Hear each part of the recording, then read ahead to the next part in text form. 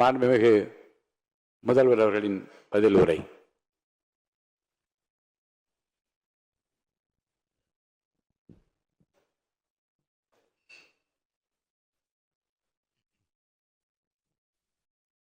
மாண்புமிகு பேரவைத் தலைவர் அவர்களே, திரு சி. ஜோசப் விஜய் அவர்களை முதலமைச்சராக கொண்ட அமைச்சரவை மீது இப்பேரவை தனது நம்பிக்கையை தெரிவிக்கிறது என நான் மொழிந்துள்ள அரசினர் தீர்மானத்தின் மீது அனைத்து கட்சிகளை சார்ந்த மாண்புமிகு உறுப்பினர்கள் தங்களது கருத்துக்களை தெரிவித்து தீர்மானத்தை ஆதரித்தும் எதிர்த்தும் உரையாற்றியுள்ளனர். உரையாற்றிய உறுப்பினர்கள் அனைவருக்கும் என்னுடைய நன்றியை முதற்கண் தெரிவித்துக் கொள்கிறேன். இந்திய தேசிய காங்கிரஸ் கட்சி சார்பாக உரையாற்றிய மாண்புமிகு திரு சே. ராஜேஷ்குமார் அவர்கள் தீர்மானத்தை வரவேற்றதோடு மட்டுமல்லாமல் மதசார்பற்ற அரசுக்கான ஆதரவு என கூறினார்கள். நிச்சயமாக இந்த அரசு மதசார்பற்ற அரசாகத்தான் செயல்படும் என்கிற உறுதியை தெரிவித்துக் கொள்கிறேன்.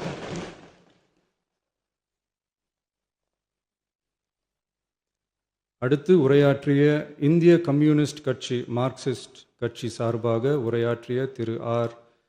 செல்லசுவாமி அவர்கள் இந்த தீர்மானத்தை வரவேற்று முழுமையான ஆதரவு தெரிவித்துள்ளார்கள்.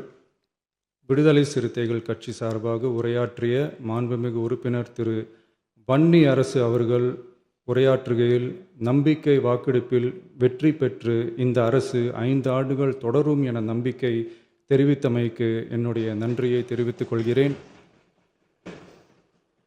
ஆதரிப்பவர்களுக்கு மட்டுமான அரசல்ல, எதிர்ப்பவர்களுக்கான அரசும் இது என சுட்டிக்காட்டியமைக்கு எனது நன்றியை தெரிவித்துக் கொள்கிறேன். முந்தைய அரசுகளால் கொண்டு வரப்பட்ட முக்கிய மக்கள் நலத்திட்டங்கள் தொடரும் என்ற உறுதியை தெரிவித்துக் கொள்கிறேன். இந்திய யூனியன் முஸ்லீம் லீக் கட்சியின் சார்பாக உரையாற்றிய மாண்புமிகு திரு ஆமு ஷாஜகான் அவர்கள் தீர்மானத்தை வரவேற்று வரலாற்று சாதனை இந்த அரசு படைக்கும் என வாழ்த்தியுள்ளார்கள். மாண்புமிகு உறுப்பினர் திரு எஸ். காமராஜ் அவர்கள் தீர்மானத்தை வரவேற்று உரையாற்றியுள்ளார்கள். இந்திய கம்யூனிஸ்ட் கட்சி சார்பாக உரையாற்றிய மாண்புமிகு திரு ராமச்சந்திரன் அவர்கள் தீர்மானத்தை வரவேற்று பேசியுள்ளார்கள். தேசிய முற்போக்கு திராவிட கழகத்தின் சார்பாக உரையாற்றிய மாண்புமிகு உறுப்பினர் திருமதி பிரேமலதா விஜயகாந்த் அவர்கள் உரையாற்றுகையில் எதிர்கட்சிகளை எதிரி கட்சிகளாக நினைக்காமல் எங்கள் அரசு செயல்படுவது குறித்து குறிப்பிட்டு வாழ்த்து தெரிவித்தமைக்கு என்னுடைய நன்றி. மேலும் ஓரிரண்டு கருத்துக்களை தெரிவித்து தெளிவுபடுத்த வேண்டுமென்று கேட்டுக்கொண்டார்கள். I will rethink about it.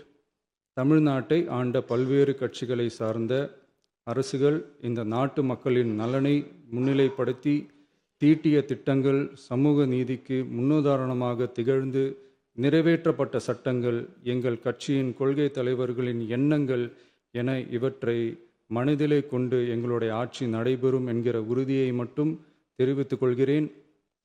Bharatiya Janata கட்சி சார்பாக பேசிய திரு எம். போஜராஜன் அவர்கள் நடுநிலை வகிப்பதாக தெரிவித்து உரையாற்றியுள்ளார்கள். பாட்டாளி மக்கள் கட்சியின் சார்பாக அடுத்து உரையாற்றிய மாண்புமிகு முனைவர் திருமதி சௌமியா அன்புமணி அவர்கள் உரையாற்றுகையில் விவசாயிகள், இளைஞர்கள், மகளிர் நலன், மது ஒழிப்பு குறித்து செயல்படுத்தப்பட வேண்டிய திட்டங்கள் குறித்து குறிப்பிட்ட தீர்மானத்திலிருந்து விலகி நிற்பதாக தெரிவித்துள்ளார்கள். மகளிர் பாதுகாப்பிலிருந்து தவிர எந்த அரசு இம்மியளவும் இடம் தராது. அடுத்து உரையாற்றிய மாண்புமிகு திரு மு. தமிழன் அன்சாரி, மாண்புமிகு திரு கே. நித்யானந்தன், மாண்புமிகு முனைவர் எம்.எச். ஜவாஹிருல்லா, மாண்புமிகு திரு எடப்பாடி கே. பழனிசாமி அவர்கள் மற்றும் ஆகியோர் உரையாற்றுகையில் தீர்மானத்தை எதிர்த்து உரையாற்றியுள்ளார்கள். எதிர்க்கட்சி தலைவர் வெளிநடப்பு செய்துவிட்டார்கள். மாண்புமிகு திரு எஸ்.பி. வேலுமணி அவர்கள் தீர்மானத்தை ஆதரித்து உரையாற்றியுள்ளார்கள்.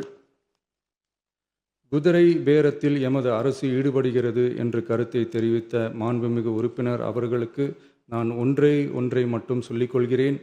இந்த அரசு குதிரை வேகத்தில் செயல்படுகிற அரசே தவிர குதிரை பேரத்தில் ஈடுபடுகிற அரசு இல்லை என்பதை ஆணித்தரமாக தெரிவித்துக் கொள்கிறேன்.